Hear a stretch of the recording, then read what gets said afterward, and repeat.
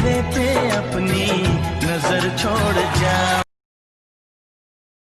तू हर बतिया लगेला जैसे गोली जैसन, तू तो सच हूँ मैं लगेलू हीरोइन जैसन। हम करी तो से प्यार तुझे करेलू इनकार, काहे बतिया न मानेलू तू लड़की।